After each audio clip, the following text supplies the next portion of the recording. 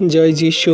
প্রভুর বাক্য বলে ২ থেসলোনিকীয় ৩:৮ আর বিনামূল্যে কাহারও কাছে অন্ন ভোজন করিতাম না, বরং তোমাদের কাহারও ভারস্বরূপ যেন না হই, তার জন্য পরিশ্রম ও আয়াস সহকারে রাত দিন পরিশ্রম করিতাম।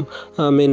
তাহলে বিশ্বাসী সন্তানরা এখানে সাধু পৌল সুন্দরভাবেই জানিয়ে দিচ্ছে যে আমরা খ্রিস্টতে বিশ্বাসী হয়েছি বলে, আমি পাস্টার হয়েছি বলে, আমি প্রভুর সেই প্রেরণকর্তা হয়েছি বলে, প্রেরিত হয়েছি বলে আমি যে সমস্ত কিছু বিনামূল্যে খাবো, বিনামূল্যে মানুষের কাছ থেকে নেব বা সমস্ত কিছু মানুষের আয়াস আপ্যায়নে জীবনযাপন করব, এটা নয়।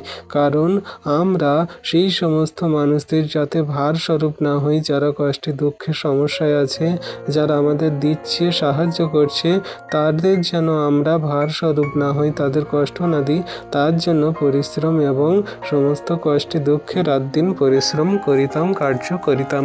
তেমন করে আমাদেরও করা উচিত। আমরা আজকে যারা পাস্টার হয়েছি, আমরা আজকে যারা এভেঞ্জেলিস্ট, আমরা যারা আজকের সেই সমস্ত প্রভুর কার্যকারী সন্তান হয়েছি, কত মানুষ সাহায্য করে, দান দেয়, প্রভু রাজ্যে কাজের জন্য হেল্প করে।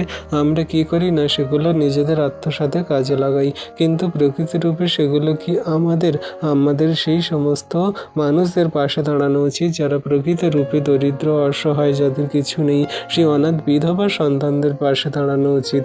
কিন্তু আমাদের কি করা উচিত না, আমাদের পরিশ্রম করা উচিত, আমাদের কার্য করা উচিত, আমাদের সমস্ত হাত পা কাজে লাগানো উচিত। এমনি কিন্তু আমরা করি না। আমরা প্রচারক, আমাদের সেই তাদের টাকায় চলবে, আমাদের সমস্ত কিছু তাদের হেল্প সাহায্যে চলবে, এগুলো কোনো কিছু নয়। কারণ হেল্প সাহায্য একমাত্র প্রভুই করবে, আর তুমি তার কার্য সকল করবে। ঈশ্বর প্রভু আশীর্বাদ করুন আপন বাক্যে। আমেন।